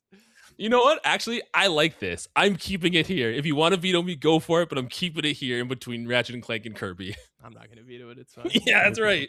Fuck you. This is Once this. We have a again, perfect little bar and barrier. I thought you were gonna put it so much lower than this. No, I like- This is a victory for me. I liked 5 Hearts, but not better than anything in ARS. There's nothing that's there. Okay, we're fine. We're fine with that. I have no more vetoes. I have no skin in the game. I'm not vetoing your veto, so I'm not fine with it. I do think genuinely it is an S tier game. I think that it is an experience you should have. Yes, if you are attracted to women, you should play that game. 100%. I mean, and even to build off of even like for the even for the meme, like, you know, fuck it, it's like we said about again, wild comparison, like getting people to playing the Quarry. If you've got a bunch of people like, dude, do you want to see this fucking batshit crazy Korean dating sim? Mm-hmm. I will say, and not to, you know, lean more into what you guys are saying, this episode was our most successful episode this year by a fucking country mile. Like, this episode is it got a like second season for a reason. Way more successful than anything. Yes. So there's no Stray 2. There's no Ocarina 2. Nope. Well, technically there are, but there's so many. Okay. Kai might use his veto over this next one. We have Alundra for our next game. It depends where you fuckers which is essentially Sony's Legend of Zelda in like a top-down isometric form. So. I don't remember what you guys thought about it. It was bad. I think me and Ben liked it. We came out of it like there's some frustrating parts for sure because some of the controls, especially that one cave with the fucking spike puzzle where I could not get past the spikes. But I think at the end of it, I enjoyed more or less. I would put it in C below Chrono Trigger. Okay. I don't have to use a veto. That's awesome. That's right where its ass belongs. I think. Which means, and you don't have any vetoes, Jared. So my opinion doesn't matter. Yeah, you guys are the majority. I think purely for the fact that, like, I like that it tried to do this like darker Zelda thing prior to honestly, like Twilight Princess and everything, but the Dream stuff didn't land. Precision platforming on PS1 controls with an isometric camera, like it just I mean, we're talking about like lost potential and stuff. Like Kai putting Chrono Trigger above this is honestly a win in my book. So, I mean, that's fine with me. I'm okay with that. I'm perfectly okay with that. Okay, another GameCube game, Yu-Gi-Oh! The False-Bound Kingdom. This is like F. There's so many better Yu-Gi-Oh! Games. Honestly, I'd say like at the very bottom, below Sub-Zero. Like Sub-Zero between Aquaman and Sub-Zero, because Sub-Zero's real bad. Sub-Zero's real bad, but at least like it's actually, like I might go here because the Yu-Gi-Oh! The Yu-Gi-Oh! Brand like cues it up a little bit. Hang on. So Aquaman doesn't do it for you? So my thing is that like Yu-Gi-Oh! Is just crap. The Yu-Gi-Oh! False-Bound Kingdom game is just crap. At least with the Sub-Zero Chronicle game, you're kind of like, oh, that's really bad. Like, it's almost so bad, it's kind of like momentarily good. It has moments of being so shit that it's enjoyable. Yu-Gi-Oh! Is just bad throughout. I think I still don't understand how this game works. And I played a lot of it. I have no idea how it works. I at least can figure out Sub-Zero, but I could not. Fundamentally, I do not have the level of intelligence needed to understand how the attack mechanism. I'll meet you guys there because the thing with Sub-Zero is I was expecting it not to be good. Yu-Gi-Oh! Game, like it's really hard to fuck that up because it's pretty an easy concept, but they somehow managed they did it. They messed up Yu-Gi-Oh! Somehow that I didn't realize that was possible. So okay, I'll put Yu-Gi-Oh! As our worst game on this list for the time. I think that's fair. Okay, so we had Alundra. We already did that. What is next? Okay. Next up, we have Citizen Sleeper. Where do we want to put Citizen Sleeper at? I'm gonna let Ben go first because I feel like he might use this. No, because he knows. I'll start with my feelings because I think I was probably like in between you guys on Citizen Sleeper. Citizen Sleeper, I think there was too many comparisons to Disco that again, I think it's expectations and people creating my expectations going into games. I don't think that the dice roll mechanic is anywhere near as good as Disco's in terms of mechanically, in terms of how it affects choices within the game. I understand that it can create opportunities of how you spend your day-to-day, sure, but at least narratively, I don't think the dice rolls changed much of the narrative that you experience, which Disco does a good job on. That being said, I think that Citizen Sleeper is an interesting game conceptually, and I like the story, I like the themes around it, I like the setting that it sits in. Citizen Sleeper is a B tier game for me. It's like a high B, maybe even a low A for me. So I know we're not. If we were talking about Citizen Sleeper 2, for me, that would be an S tier game. That would be an S tier. We're definitely not. So, Citizen Sleeper A, I played it twice now. This is A tier between Detroit and Papers, Please. No. Because I would put it in between Hi-Fi and Metal Gear 2. No, what? so You think Norco is a worse game than Citizen Sleeper? yes, I think I like Citizen Sleeper better than Norco. Yeah, That's fucking crazy. Okay. again. I don't think I because like it better the- than Cocoon, but I really like Cocoon.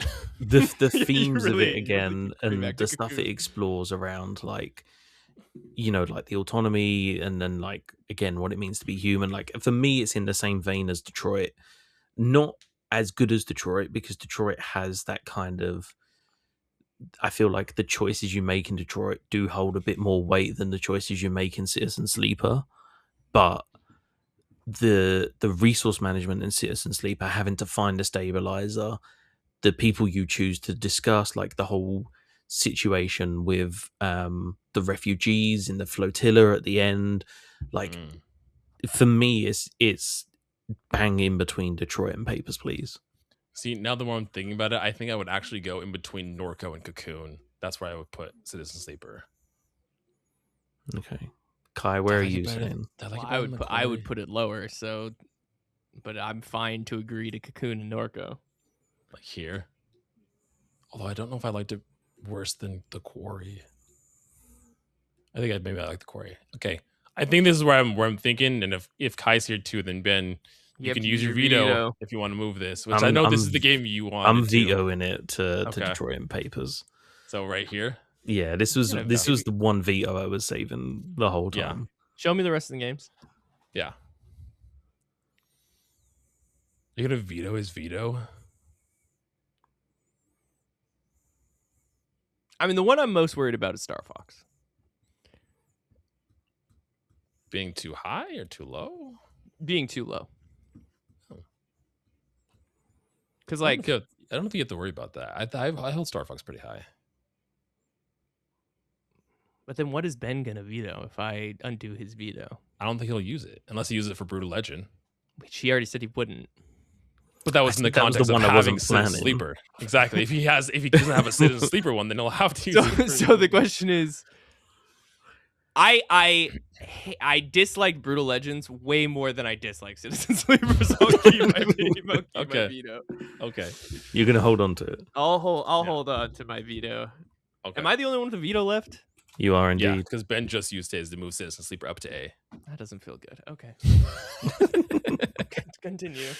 Okay. Next up, we have Smashing Drive, another ShameCube game, which Honestly, I liked. C. Honestly, End of C, C. like low C tier.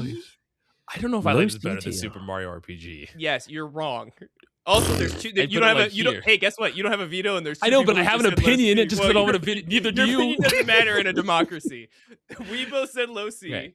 End of C, you were talking here? Yes. Yeah. Or Yeah. do you like it better than Turnip Boy? No. No, I didn't. Turnip Boy's I funny. think because the difference is Turnip Boy is a video game. Smashing Drive was an arcade game that was adapted, so it's That still got turned a into lot a of video arcade game. ability. But Yeah.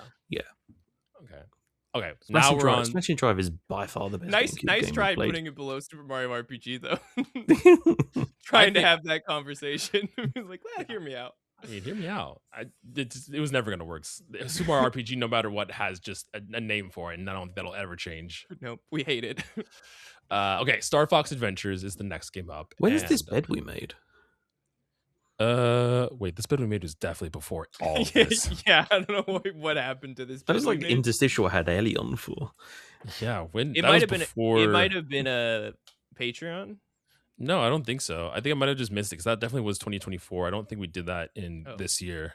Okay. It definitely Mm. was last year. Okay, well, yeah, you're right. Let's do this bed we made then next. So I think because of the principle that we've set in C, for me, it's in between 12 minutes and Sea of Solitude. Oh, yeah. Yes. 12 minutes in Sea of Solitude. I would I'm fine say with it's that. better than 12 minutes. I would say it's between Immortality and 12 minutes. Ooh, I I'm don't even think happier so. with that. I I think so. The Finn, I mean, people listening, if you're still listening, fucking thank you. But secondly, If you're listening, what the fuck is wrong with you? You had a long day at work, okay? You know what? This bed we made sees you playing as a hotel maid who essentially has a penchant for snooping through people's possessions and finds Yeah. herself wrapped up in all this drama of these different people that are staying in the hotel. I want it there because I feel like that section of the C tier is kind of like the indie games that are trying different things, and some bits land and some bits don't. And this bed we made ultimately didn't land for me personally, but I did really like what it did because it did certain things. Like if you didn't close somebody's door, they then knew you were in their room, and that had repercussions. And if you like picked up a picture and looked at it and didn't put it back, that had repercussions. Like I like that side of stuff. So I feel like we've got a nice little bit in the middle of C tier where indie games are trying different things, and I feel like that's where it belongs. Yeah. I don't think I cared about this bed we made enough to to argue it, but I think it's fine right there. Did you really enjoy 12 minutes more though? Did I enjoy 12 minutes more? I don't know. I think Jared. I know you. I think know that- you enjoyed this bed. I think at the end of this bed we made, we came to the I don't know if this was the consensus actually now thinking about it, but it just had like lost potential. Like the story wasn't Yeah, as great as it we did thought have it a was big going time, to yeah. be. I had the opposite memory of snooping through things and actually it not having a lot of weight, like moving things around. Felt like it didn't have as much consequences as Yeah. it should have been. It should have had more. It did have some, but it definitely should have Yes. had more. But I think 12 minutes had so much hype that it just fell so short of our expectations. And with that, I think talking about it, I think this bed we made I liked better than 12 minutes. Happy. Okay, now we're on Star Fox Adventures. Okay. And This is is an A tier game, baby. Oh yeah. This is an A bait. Star Fox Adventures is Star a Fox good game. This is a mid-ass B game. Well, guess what? No. You can suck a penis because you don't have any vetoes, and we love this game. So I think This is good, not great. no, Star Fox Adventures is so fun. It's just a fun time, you know? It's just a good You're fun saying time. Star Fox Adventures is Let me see the better rest of the than games real quick. Cocoon, The Quarry. can I see it? Star Fox Adventures, Mouthwashing, Heat. Oh, Brutal Legends. Damn it. I was gonna use my veto to just piss you off and put it right above Ocarina. But... That's crazy. I think the problem is I think like them Star- for different reasons. I think Star Fox is the bottom of A. I think A solid entry into the genre of third-person action adventure games. Well, it's yeah, I think It is. so. It is that. Have we just repressed the fucking I will- X-Wing sections? Have we just I- completely... Yeah, I mean those are essentially loading screens. I think this is the best Star Fox game. That's crazy because it's so fundamentally different from what Star Fox I don't is. I'm not fucking saying care. you're wrong. I'm just saying that's a funny, it's a funny take to stand on. It's the best Star Fox I game. mean, I'm outvoted and I don't have a veto, so... If nothing else, for the fun ass music during the first like the dinosaur section. Mm. But then there was that fucking annoying... What was his name? The Skippy. Skippy. I was going to say Trike. Why did I get Trike from? Wait, it was Trippy. Trippy. That's it. Trippy. He was annoying as shit. There's a beautiful arc of watching Fox McCloud be a soulless shill for money to learning to be selfless and sacrifice. Bro, he just does the whole thing because he's horny for the crystal girl. That's all he cares about. and you know what? Mm. I identify with that too.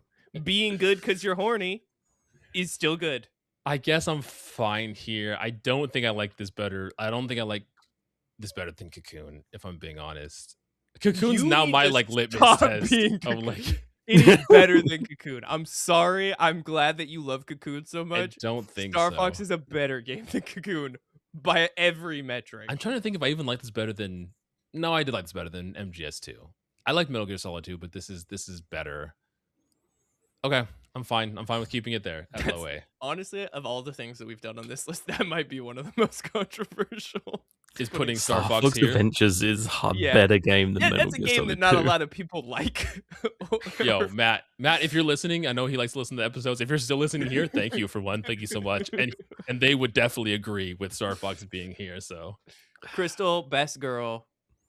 I can't argue with that, but I can't argue with the placement. Okay, well, next up we have good old Brutal Legend. Okay, what I've this is the most my C- veto for. This is the most C game I've ever played. Yeah, It's a C-ass game. It is. I know. I think the reason I think it's C is because of that bit that we've got at the end. It's like very niche. This is for people who are like fucking diehard metal fans. I honestly, I would put this below Chrono Trigger. well, it doesn't matter because I'm using my veto and it's going below Super Mario RPG. Oh, I thought you said C. Hurts me No, so I much. agree, but here's the thing. D, the category of D is more bad than good, and there's more bad than good in Brutal Legends. It is boring environment. It is shitty mechanics that never play out correctly. I think I'm fine with all this. Looking at the games above it, the only potential it has is that it had Jack Black and that it's based around a niche community that held it up and loved it. But as someone who still to this day cannot define the difference between metal and rock after playing the metal game, it fell short, and it's why there'll never be a sequel despite it having so many things. It is the White Monster games, and it deserves to be in the D. Just crazy. to confirm, the game that you like infamously hate, Chrono Trigger and Alundra, you are saying is better than Brutal Legend. For most people, yes. I think more for me, people no. would like those than Brutal Legend. Like for me, no, but I think more people will appreciate Chrono Trigger, especially from a historical context of JRPGs, than Brutal Legend. Than most people will like Brutal Legends. I think agree. the world of humor that Brutal Legends came out, that genre, like generation of like tongue-in-cheek kind of like weird adult humor, like Nacho Libre fucking generation. It doesn't exist, and people don't like that anymore. It was like a moment, and now it's kind of like it's hard to watch Napoleon Dynamite. I tried to watch Napoleon Dynamite a couple months ago. The humor is weird, very hard to get through. It's very awkward. It's very unsettling. It's just like a lot of like cringe, and Brutal Legends is a lot of like setups with no punchline that never fall correctly. It's just like a lot of bad writing, bad gameplay. The RTS elements fucking suck. God, yeah. It's D. I'm fine with this. I'm fine with it here. And I have to because you vetoed it and you put it here. So regardless, I'm not fine with it, and I can't. That's fine. we are all out of vetoes, so none of us can force a change anymore. We have 3 games left. Next up on the list, I'm pretty sure is Mouthwashing, and I think to me this has is to like be Catwoman, surely. The next game on our list is Catwoman. So where do we want to put Catwoman? I think it's right there next to Charlie's Angels. As long as it's above Banjo, I'm fine. Actually, you know what? I think it's F. No one should have to play Catwoman. No, it's impossible to play. I would actually put it like would you put between Sub-Zero and Yu-Gi-Oh. Really? I think it was really bad. It was really hard to play. Catwoman is really hard to play. I don't think I'd recommend this. You're right. Yeah, I'm happy with it being. I don't know why. I don't know. Like, I can't even think of a reason why you would, because like no one's a Catwoman. You have a podcast where you play through bad GameCube games. No, you can YouTube that scene where she like fucking like dances also. Oh, that's true. Yeah. So you don't even need to play the only game redeeming for that. quality is when you're at the mansion at the end of the game, if you just wait in a certain area, you get a very sensual scene where Halle Berry is just rubbing all over her body and dancing. Watch that. That's the best part, and then ignore the rest. That's fine. Yeah, you don't even need to play the game for that. You can just YouTube here. it. So now is Mouthwashing. Now is Mouthwashing. This is an S tier game for me. Yeah, I think really loved this game. Yeah, Mouthwashing was just a good. I mean, I'm fine with a high A too, but I would put. Look, I'm fine with you putting it in S tier. I personally would put it in between Danganronpa and Senua. I think it's a good experience. I think it's one of the stronger indie games we've played. I don't think it's S tier. Like I don't. There's nothing in mouthwashing that I would say like you have to experience this. I think it's very interesting. I think it's very artistic. I just don't think it didn't have the impact that something like Disco So or Doom had. What do you think, Ben? I'm happy with it in between Senua and Dangan because I think it's a solid entry into the genre of like indie first person horror. It's a really fucking good experience, and I did really, really enjoy my time with it. I think I'm just loathed to say that it's a must play experience. Yeah. It's a really, really high. Like, I mean, it's borderline. Like, I mean, I know we've got like Tears of the Kingdom, then Senua, but like these first like 5 games in the A tier are like so fucking close. Like, they're must play games for specific people. Like that's the thing. Yeah. Like S tier games are games that everyone should play, regardless. Yeah. Like they're just experiences you Barring should have. Hades, right? Well, I'm not. Yeah, whatever. Yeah, I don't like. It's crazy that it's an S tier, but whatever. Disco, Zelda, Doom. Those are games that were like you should play this fundamentally. The top 5 in A tier are like the majority of people should play these. Yeah, like the majority of people should have the experience of playing through Ocarina and understand historically why it was so influential. Danganronpa was just batshit fun, and it's a meme. Mouthwashing is an incredible indie horror game, but it's not like. I do think there are people who like if you tried to give an 8-year-old mouthwashing, they'd be like, "This is fucking boring. Like I don't want to play this." Like, it's true. You know, and probably if you gave it an 8-year-old Disco, they wouldn't enjoy it either. But absolutely, you know, whatever. Yeah. But yeah, I think it. You know. Okay. I think for a certain person it's S tier, but I think for the majority of people it probably falls in that. I'm fine with it being here. I think after hearing you guys, and I still think it might have it high for S or even high A, but I think where it's at is a perfect spot of like you're saying, kind of all of these being a perfect game for certain people and everything too. Okay, the last game, we made it to the very end. The last game we have is Need for Speed Heat. S tier. Honestly, tier. I think this is like. It has to be above Smashing Drive. Yeah, it has to be. Yeah. For sure. I would put this at the very end of A tier. No. No, I put this at the end of B tier. There's no shot. I was put at the very end of B. Of B, yeah. A, you think Need for Speed Heat is better than 5 Hearts Under One Roof, Cocoon, Norco, Shadows of the Colossus, The Quarry, both Metal Gear 1 and 2. No, you can't, man. We can't. No, that's crazy. No, I can't. It's I would say, yeah. What's B? Oh no, I'm looking at the wrong. B, good, not great. Yeah, no, B. I'm happy with B. And for some reason, I thought A was what I thought B was. No, B, good, not great. Yeah. Yeah. Okay. What are your thoughts, Jared? On Need for Speed being here? Yeah. Yeah, I'm fine with it being end of B. Like that's you sure. Yes. You enjoyed Need for Speed more than you enjoyed Plague Tale. You enjoyed Need for Speed more than you enjoyed Firewatch. I don't think so. It's the only racing game on here, so it kind of gets like a weird boost because other than Smashing Drive, which whatever. But like, I think if anything, I'd probably smack it like here, in between Scorn and X Defiant. I will say I have liked Need for Speed Heat because it has kind of reignited my love for racing games, and now I want to play more racing games. Let's throw it in B then. It did inspire Ben to play through The Crew.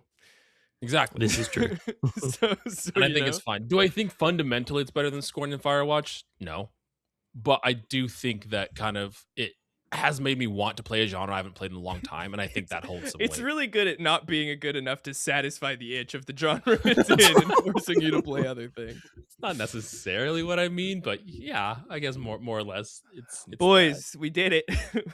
It's done. 4 hours and 40 minutes later. 4 hours. I don't know how long the actual video will end up being. You know what's crazy is that we have more things in F than we do in D. Yeah, we played a lot of bad games, and a lot of those are all our GameCube games. To be fair, 1, 2, 3, 4 of those games are GameCube games. The whole point is GameCube is playing through bad GameCube games, so I mean that makes sense too. But I honestly think we have less of a bell curve anymore but I think we do have a couple that are incredible. We have some good experiences. We played a lot of mid games, and we played a decent amount of games that we think are bad. And I think this is pretty good. I think, are there anything? Because you said we can move 1 or 2 at the end. Is there anything that anyone is upset about fundamentally? That they would like to do an impassioned plea to move in one or the other Yeah, direction? definitely Death Stranding would be a high B for me. Wait, I- okay, yeah, hold I on, would- hold on. I used a veto on that. You can't- asked. You No, asked. That's I- what I'm saying. I mean things. Oh, that except people for the did. ones that he's Because I'm not vetoed. going to be like, I think Hades shouldn't be an S tier. Because I do Okay, think Hades okay. should be not an S tier. But I'm not going to be like, move it now, peasants. I don't. There's no think point in me so. arguing the case for Star Fox because y'all ain't gonna listen. Yeah. Well, how much Starbucks. lower do you think it should be?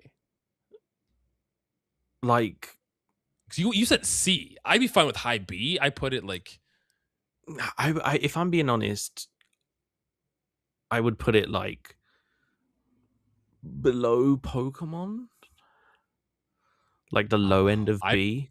I'd probably put it in between Metal Gear 2 and Hi-Fi I think Rush, we're learning that Ben just doesn't like mascot platformers.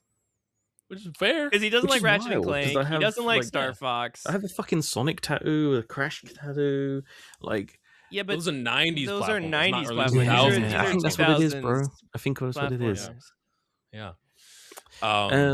Is there anything I'm Hey, look. truly passionate about? I would say Star Fox getting pushed to B under. Like I'd put Star Fox here between Hi-Fi and Metal Gear 2. Sure. I'd I be think fine that's. with I that. think that's fair. Because I do think there's a lot of nostalgia that puts Star Fox up for the two of us probably too. But I still think fundamentally it's a good game. Yeah. So I'd be fine with moving it down to B tier. and I would keeping- agree. I think that it was an outlier in A. Like I think A has a lot of games that anyone could jump into and enjoy. I think Star Mm. Fox requires a lot of like nostalgia for a certain genre of game, which is the 3D yeah. mascot platform. I think the only other one looking at it as a whole now that I'm unsure of is I feel like X Defiant should be bumped the other side of 12 minutes. I mean, just I'm fine with that. I don't have any strong opinions on X Defiant at all. care. so- It's I such, just feel it's like- the only game of its type on this list, which is like Yeah. a non-narrative Yeah. online multiplayer Yeah, game. So and it's I like- think just those like free in the C tier need a bit more recognition compared to X Defiant. all for, right, like- I will open the floor for you two to argue why Death Stranding should. No, be because in I B think tier. I agree with you. I don't think we should be able to move vetoed games Okay, just fine. because then you can move Hades, and that's like, or anything for that matter, right? We use the veto for those games. So I think outside of those, again, knowing the context of those were moves because of a veto for somebody else, then I think that's still fine contextually. And honestly, I don't think you having the opinion of Death Stranding being C is an unpopular opinion, right? I think Death Stranding is a very contentious game where a lot of people There's a don't lot like of people it. who don't like it. I yeah. think Yeah. it, as much as I don't like it, I think it does kind of match the mixed reactions of Death Stranding. So You just happen to have two people that love to like well, it. In you had certain context. you had a complicated relationship with it. Yeah. Death Stranding beat me a couple times, but I can change him. I'm just a fucking Kojima Dude. cuck, man. I like. He's gonna change, I promise. Oh, why is that? Kojima didn't win. Death Stranding 2 didn't win any awards at the Game Awards, which is It's any that I because know of. I know I missed some of the beginning. Like It's- I don't it's think too- it didn't win it. It It's didn't too win it. divisive. I screenshot the image, but it's come out all blurry. I don't know if you can. Is there a way to export that yes, and I get it can nice download and this. crisp? Yeah, Yeah. cool. Okay, I think we're locked in. Yeah, I'm happy Yeah. with that. I'm happy with So that. this is it. I will post this as well on our Discord and our socials and everything after the episode goes up, so you guys can see the full tier list. But we've played a lot of games for the podcast. That's the first thing that I've come to realize in the last almost 5 years. In February of next year, we'll celebrate 5 years of the podcast, which is super cool and wild. And we've had a lot of cool experiences. The one thing also is we've played so many different types of things. So many different. And anytime I'm talking about the podcast on someone else's show, or I'm talking about it here and telling people, is we all three like different things. We play a lot of variety, and there's always something you can find. Maybe you won't connect to one game we play, but you'll connect to another. There's something here, and the podcast is evergreen. So if you look through here and you see a favorite game of yours, we've talked about it, and you can definitely go back and listen to that. I will say also that this list has no representation on what my favorite games to talk about have been. Yeah. like Disco, sure, Disco's an outlier in that it's the best game we played, and it's one of the But Kentucky would and be, if that's the case, Kentucky would be like an S tier of like yeah, Kentucky was conversation. fun to talk about, but there's a lot of games that fall in B and C that were very fun to talk about and record and have as experiences. So like if Yeah. you're looking at this, don't read it as like, oh, well, I'll start with the A tier stuff. Like the conversations for a lot of these games are more fun the lower What did you say was a good pod game? I don't remember which example you used for that. Early on in the episode, I mean, it was like 10 days ago we started this episode, so 4 hours and 45 minutes ago. So who knows? But I don't honestly remember. I don't remember either. But there's a lot. I think Sons of the Forest has a lot of good conversations just because we're all very confused of what's happening in that game, and there's a lot of weird things. Simulacra is another good one just because again. Well, I mean, I think Five Hearts is the perfect example of an S tier pod game and a not S tier game. Yeah, right? Like it is so fun to talk about and to meme about. Not and to you make tried fun to tell of. me it was S tier. I mean, it's kind of a meme, but at the same No, time, I do think it's a fun experience. I do think it's something that most people should experience. Well, clearly people did because that was our most listened to episode this year. So, well, thanks guys. Thanks for validating my horny. I posted in the Discord and told Keith like, well, it looks like we got to do the sequel now because this was our most talked about, our most listened to episode this year. So. That Dragon Cancer. I think that's what we were talking about. Which was like it's a great pod game conversation because it sparks a lot of conversation, but the game itself is not the best experience, right? Like Cool. So yes, everybody, thanks for listening. If you're still here, yes, please, thank you so much for getting to the end of the episode. As always, this was definitely a long one. Again, I don't know what post the episode's going to be, but it'll definitely be more than 3 hours. I know that for sure. I don't know if Ben can get a whole hour into this. It'll be at least 3 hours. I reckon it'll be close to like just over 4. I reckon. Yeah, for sure.